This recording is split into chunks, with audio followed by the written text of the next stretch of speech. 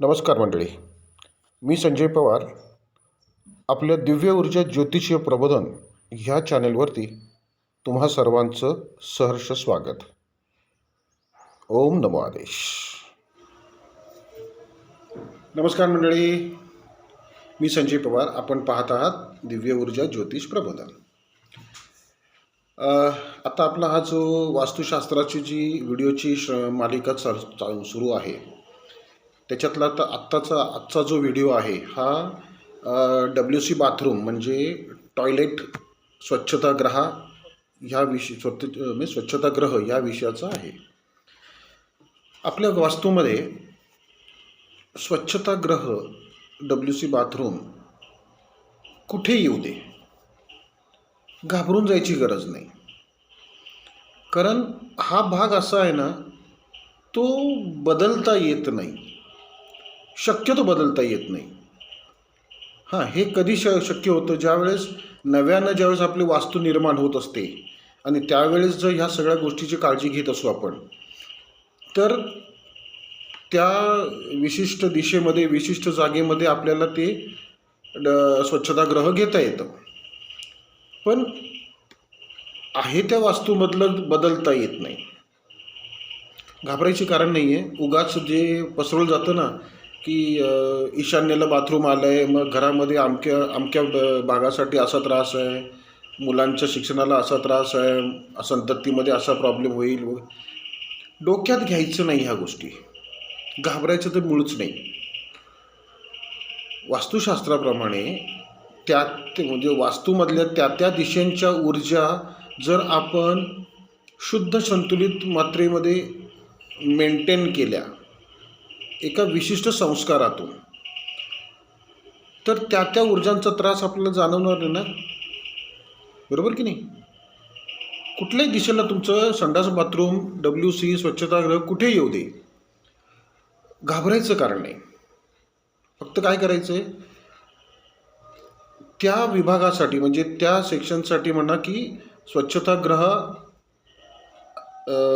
Bathroom आहे, WC आहे, किंवा ह्याच्यासाठी म्हणजे त्या विभागासाठी कुठली ऊर्जा गरजेची असते, तर ती असते केतू आणि चंद्राची ऊर्जा. केतू 60% आणि चंद्र 40%.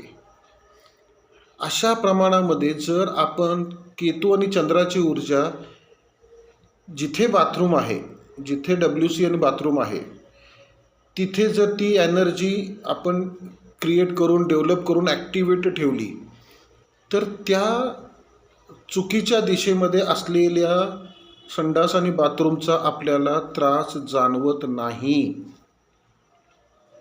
आणि त्या म्हणजे वास्तूच्या रचनेप्रमाणे त्या गोष्टीचा आपल्याला उपभोग देखील घेता येतो. म्हणजे उगाच मनामध्ये किलमिश राहत नाही. येते लक्षात?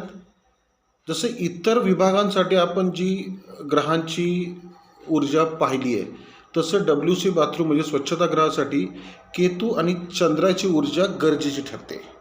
ती 60% आणि 40%. इथे मग केतूचे काय म्हणजे गुणधर्म काय आहेत, चंद्राचे गुणधर्म काय आहेत, त्यातले त्यातले सर्व गुणधर्म तिथे कार्यरत राहतात. आणि त्या WC बाथरूमच्या माध्यमातून जो काही त्रास किंवा निगेटिव्ह एनर्जी निर्माण होत असते, त्या एनर्जीला तिथल्या तिथे फिल्टर करून शुद्ध करून संतुलित प्रमाणामध्ये राखलं जातं. आणि हे राखण्यासाठी एक माध्यम तिथे आपल्याला वापरावं लागतं. ते माध्यम म्हणजे स्वच्छतागृहाची एक वास्तू ऊर्जेची कुपिका, ज्याचं म्हणजे ती कुपिका आम्ही उपलब्ध करून ठेवलेली आहे. तुम्हाला फक्त ती कुपिका घ्यायची आणि WC बाथरूम ज्या दिशेला आहे त्या दिशेची आपण कुपिका तर बसवलेलीच असते. मग संडास बाथरूमची स्वच्छतागृहाची कुपिका देखील तिथेच दक्षिण म्हणजे जवळची जे वॉल असेल, जवळची जी भिंत असेल, त्या भिंतीच्या स्कर्टिंगमध्ये तुम्ही ती कुपिका टाकून ठेवली तरी चालतं. म्हणजे तशीच टाकून ठेवायची असते. आलं लक्षात? त्यामुळे घाबरून जायची गरज नाही. स्वच्छतागृहाची कुपिका तिथे तुम्ही इन्सर्ट म्हणजे स्कर्टिंगमध्ये टाकून ठेवू शकता. सहजपणे तुमची तिथली ऊर्जा शुद्ध संतुलित राहण्यास मदत होते आणि आपल्याला कुठल्याही त्रासाला सामोरे जाण्याची गरज पडत नाही. आलं लक्षात? ती कुपिका तुम्हाला वाटत असेल की तुमच्या घरातलं WC बाथरूम चुकीच्या दिशेने गेलेलं आहे, ऐकून माहिती असेल, पाहून माहिती असेल, पुस्तकात वाचून माहिती असेल, तरी चिंता करायची गरज नाही. आता आहे तसं नीटपणे सावरायचं असतं आपल्याला आणि ते सावरणं म्हणजे तुमच्या घरामध्ये स्थापन करण्यासाठी त्या विभागामध्ये वास्तू ऊर्जेच्या कुपिका हे मागे दिसतात ना तुम्हाला, त्याच कुपिका तुम्ही तिथे इन्स्टॉल करू शकता. ठीक आहे. विषय आवडला असेल तर व्हिडिओला लाईक करा, आपले चॅनल सबस्क्राईब करा आणि हा व्हिडिओ जास्तीत जास्त शेअर करा. सदुपयोग साधा ह्या माहितीचा. ठीक आहे.